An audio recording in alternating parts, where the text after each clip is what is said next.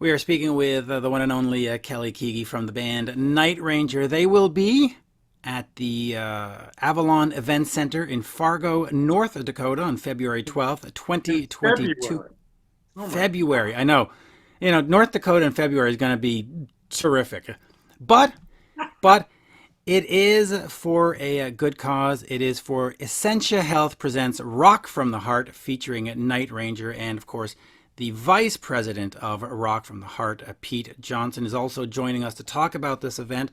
Let me just quickly throw it to Pete and just say, Pete, by the way, thank you for doing this kind of event. All three of us have had our own heart issues. I've had two surgeries. Kelly had one or had an incident a couple of years ago. But talk to me about this event and its importance and why Night Ranger. You keep bringing him back. I mean, fans love him, right?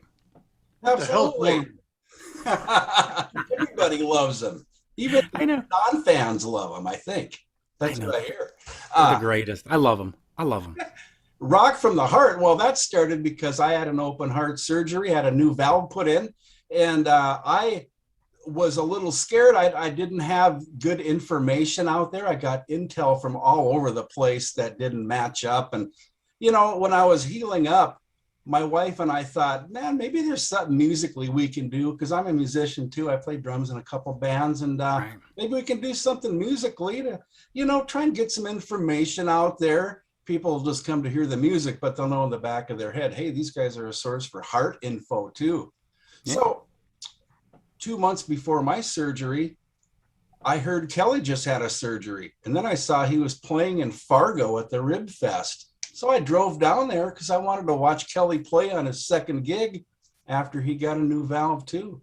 And sure enough, I call that the Kelly Keagy barometer. It was 2 months, I believe, after he, and I played 2 months after my surgery. So there was no other info out there about that. But anyway, we've had Night Ranger our first 2 years of Rock from the Heart. We do a yearly concert. The day before that, we have a symposium with survivors speaking and doctors speaking, mental health people speaking, because as we all three probably know, it can kind of mess with right. your head a little bit going through this. The healing process is different Yeah. for everybody. I was pretty lucky. I sailed through, but I hear stories from people who aren't that fortunate. But we're sure happy to have Night Ranger back again. We're bringing Rock from the Heart to two cities this year. So we're going to Fargo with it That's and going to be great. Minneapolis, but Fargo is going to be first. Love Uh, it. Love it. Kelly, talk to me a little bit about the importance of playing a charity event like this one and having one where they're giving information about the heart. Because when you went through your heart conditions, I mean, how much were you aware? How much did you know? And how much was just, I'm out in the dark and now I've got this thing to deal with? I mean, about 4 years out, they started hearing, noises, and it was like Wow. beating funny, and it turned out it was backwashing. It wasn't sealed. The aortic valve is the valve that takes the blood out of the heart to the lungs, and they were hearing this weird sound. And so when they checked it, they realized that I instead of having a tricuspid valve, it was a bicuspid valve from Wow. a defect from birth that I had, and it didn't give me any trouble. I was an athlete in high school, and then of course I got behind the drum set my whole career and sang and played. So but about 3 years, I started to have a little shortness of breath in the beginning of the set. Wow. So then I started to try and ramp up my exercise before a set, get on an exercise bike or go for a short run and get my lungs and everything working. And I started to notice that I was getting this chest pains and funny, like a breathing, but then it would settle down about 10 minutes into a run or something. It would normalize. Wow. And it wasn't, I didn't get into like running full force. I was just jogging, and I wanted to do like I wanted to do a half hour, 45 minutes. But once they heard that noise, I was going for a colonoscopy, and they have to do these tests before you do that, check your heart and all that. And they said, we can't sign off on this. So I was like, okay, this is getting pretty serious. About 2 years. So once they actually did the test to check and see how the heart is doing and what it actually was. That's when we found out that it was a bicuspid and not a tricuspid valve. And the Dr. Malik in Nashville said, you should definitely consider having this, replacement, because he used the word catastrophic. He said, I hate to have you on stage and have something catastrophic happen. And I was like, what do you mean? And he just said, that word means that you could go out, you could be done. I was like, holy crap, this is really serious. And I was taking it serious, and they were watching me every year. I'd have tests done. So when he used that word, I was like, okay, this is crazy. I mean, this could be the end, of my career, and I would hate to have something. I wouldn't want to embarrass the guys by, the drummer just fell out. What happened? Okay, well, Yeah. So that's how I got to that point. Let me ask you this. Since you mentioned catastrophic event, you've obviously heard about what happened to Richie Faulkner in Judas Priest, where his heart at a show, at a festival, basically just blew up. Did you read that and just go? I read about that, and I also read about Sid from Boston, who was on a cruise doing, so, and some friends of mine were playing with him, and they said he just, went over, and that was it. He never, they never saw him again. And I was like, man, this can't happen. I mean, for one thing, music is very important to me, but my life, of course, and everybody listening, should take, precautions, and you should look into stuff, because your life is the most important. Your family, all of that stuff, all those cliches that we talk about. And recently, my wife's brother had the same problem, where it was like the widowmaker. They call it the widowmaker, which you have no signs that anything, your heart beats fine. He was exercising. He had ran marathons, and then suddenly he came out and he just hit the floor, and that was the end of it. He just never regained consciousness. So it's really important that everybody go get all of those tests done that, that check the thickness of the heart, the walls of the heart. And because my doctor, when he went to do my surgery, did an extra little thing where he just fixed a secondary heart valve and made sure it was, and he put some rings on there, and it's really kind of complicated when you realize that the heart is just this really pretty amazing thing, right? And how it works in conjunction with the other two valves, and the blood flow. It's like a heart hydraulic system that works, and if anything fails on it, it causes everything else to fail too. So Pete mentioned the mental health part of this, and when I had my two heart surgeries, especially since I was in my 30s, you start thinking, oh my God, is it going to end? Is this what was it like for you? You're not able to go play with the band. Dean Castronovo comes in. Do you look at that and just go, wow, my life is over? Like, did you have those moments of anguish and mental sort of torture where you just sort of went, what if it's this? What if my career? What if after all these years of being a Night Ranger, I'm just going to be the guy that's out of the band? I did. Did you have that?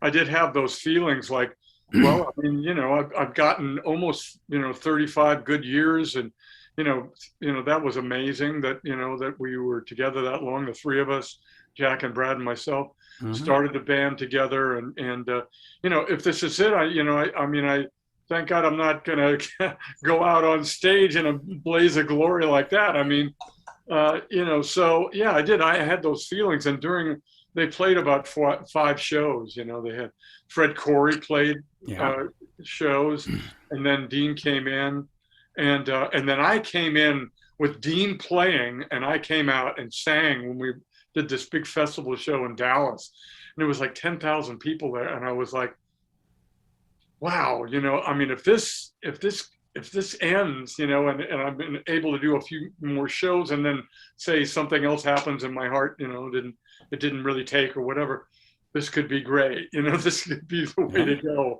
Singing, Dean's up there, a very good friend of mine, and it's like playing better than me. I'm like, you sound I'm going to kick you. I'm going to trip you going down the stairs after the show. You know, he's such a good friend. So we joke like that all the time.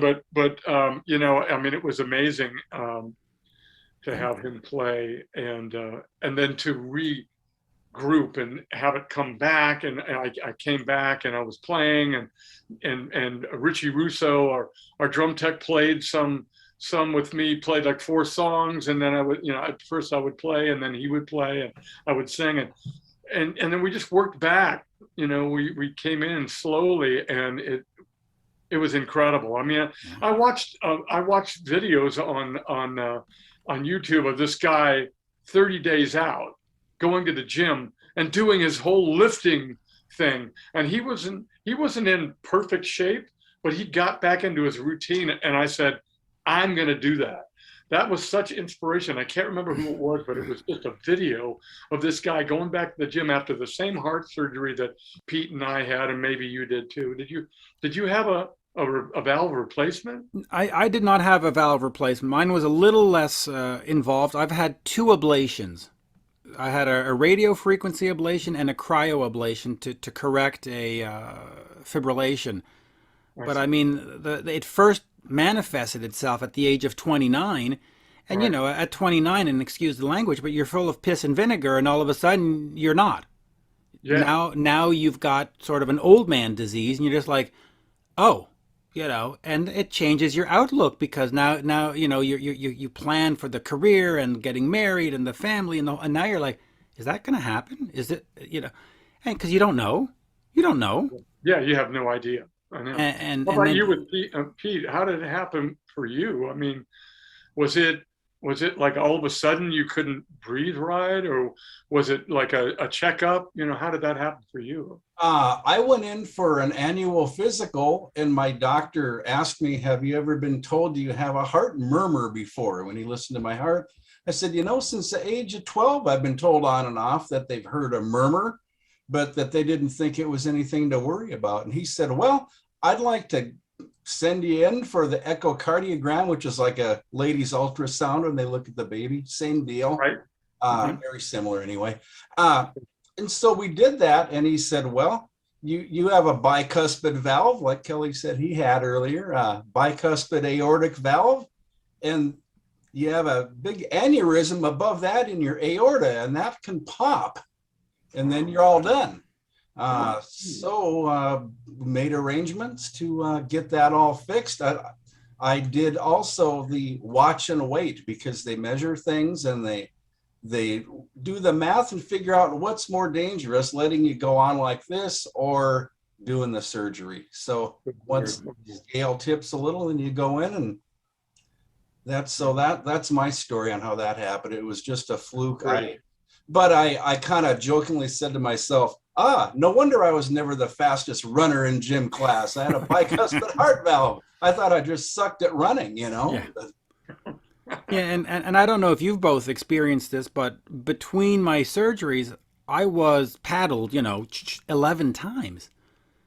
11 times. So it's the propofol, it's the paddling, and you just mentally you're just like, I'm not as good, I'm not as this, I got to be careful. It could happen, you know, you're like Yeah, you know, the man. wife's like, "Let's go to Hawaii." And I'm like, "Well, what if it happens there? I can't afford American health care. What Terrible, yeah, isn't it? It's terrible. yeah, All those little mental issues and stories you tell yourself, but you know yeah. they're valid. You know, it's Yeah. like it's And true. people don't understand because they don't see it. Yeah. They see you drumming and they go, boy, he's drumming. What the hell? They see Pete doing what Pete did. They see me. They go, there's nothing wrong with them. And then it hits and you go, yeah, there is something wrong. Wow, wow, I know. Jeez. Well, um, great. Yeah, I'm looking forward to doing this show up in, well, not being up in Fargo in February, but what the heck is going on? But you know what? We've always been like, our first tour manager said, look at, when we were playing clubs, play to the ones that come. And that yep. always stuck with me. It's like, you go where people want you to come and play. And I was like, that's it. It Yeah. doesn't matter to me. I'm going to be there. And for this cause, of course, it's a Yeah. very important. So. Well, listen, Brett Michaels always say you play for the four people that are cheering in the crowd and not the other ones that are just sitting there. But while we're on there, let's talk about "And the Band Played On" because Oh, good album. somewhere in California, High Road, Don't Let Up, the band played. You're on fire. I mean, you're supposed to be at the twilight of your career, putting out greatest hits and playing the same 15 songs every day, and yet one album, four albums in a row that had they been released in the 80s would be multi-platinum and everybody would be singing their praises. Talk to me about having that fire burn and not just laying on past glories. I think that what it is that what you leave us alone and we get in trouble. It's like as soon as you have some like a producer or somebody to come in there and insert their opinions and stuff like that. When we started making those albums, we'd get in a room together and we started getting back to the jamming idea and realizing musically that we play so well together and that our ideas fit. So that's what we started doing on those last four albums. We started getting in a room together, and then we'd see what we'd get to the end of the weekend. We have like five songs. We'd be like, oh crap, this is really working. And so let's keep going with that. So that's what we did on all those albums. And It's a then great we album. would fit those parts together and really like start to analyze them and break them down and then maybe work on new parts, come back together in a couple of weeks, and it just worked. And with this album though, it was really complicated because it was during COVID, so we couldn't fly anywhere, we couldn't get in a room together. Brad was having surgery, so he couldn't, we were still doing one or two gigs a month, so we had to be careful about bringing COVID back to him. And he had a fiance at the time that was fighting breast cancer, so she was isolated, and they were just, so we could not get together. So we did everything by phone calls and did some Zoom Some calls zooms. like this. And we got on there and we started to then share those ideas over the internet with Pro Tools, which we all have, and we built it up over 6 months with good chorus ideas and good riffs, and everybody took those parts home and just jammed with themselves. And at the end of the week, we'd get together and go, what do you think of that idea? Oh, that sucked. Throw that out. What do you, so it wasn't personal. We tried to put together the best pieces of music that we could, and it just worked out. Jack, took a lot of these ideas and lyrics and then he would get on phone calls like, I like that line, I don't like that line. He was really gracious about bringing me in on some of that stuff. And Wow. so we just put it together, and and at the end of it, we were like kind of looking at it like from, separating ourselves from it, going, God, this album turned out pretty good. And, there you go. It ended up being The Band Played On, even without being able to play together. Yeah, and I'll say this for the band. First of all, Jack's voice, I mean, Oh yeah. he's hit a groove. And the fire started burning when you brought in Joel Hoekstra, and then Carrie Kelly came in. Oh yeah. And in between, by the way, you did the 35 Years and a Night in Chicago live album. And that to me is absolutely one of my favorite live albums because there is such an energy that burns through your speakers when you're listening to that. And I've got them on my Audio Technicas, and you hear that, and it's just like, man, this band's good. And of course, I've seen you, as you know, many times with Sammy Hagar and other places, and Sure. I you're mean, just better than you were. No offense to what you were, but you're just better now. You're I like a mean, fine wine. I just feel like we grew up, Yeah. together, and we've gotten better with age. It's just, I don't know. And all the gigs we played, we always go out when we're an opener and say we have to show people that haven't seen us before, how we are, even if they don't know the songs. And that's always been kind of a thing with us. We go out and play on some of these 3-act shows, and people, like half the audience wouldn't know. Yeah. They knew some of our songs, but had never seen us play before. So we have that kind of like hurdle that we had to get over. It's like Yeah. we got to get over on these people, somehow. And so we've always kept that, and still to this day we still play on some shows that people hadn't seen us before, and Yeah. You know, Well, I'm over here in Montreal, and Night Ranger. It's been a long time since you've been to Montreal, if ever. So I first saw you at M3, and I had no idea. I mean, I know the songs, I knew the songs, I have the records, and then I saw your M3 performance, and I went, "Oh, oh, they're a machine." Okay. That was an eye opener because it's not just "Don't Tell Me You Love Me" on the FM channel. Now they're there, and you just go, "Right, okay, this is a band. This is a real deal." nice that you picked up on that. That's really great. It really was. It was a shocking, or not a shocking, but it was a revealing moment that at M3 when I just saw you play, and I just went, "Yep, okay, this is why they're still around." And in terms of moving forward after you've done this show, is 2022 going to sort of be filled?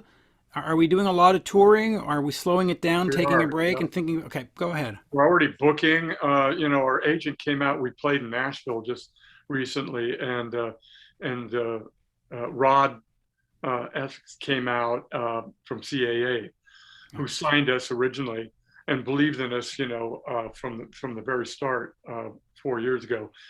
And before COVID, we were supposed to there were two tours. We were supposed to do Sammy Hagar and Whitesnake, and then the next year was supposed to be REO and Styx.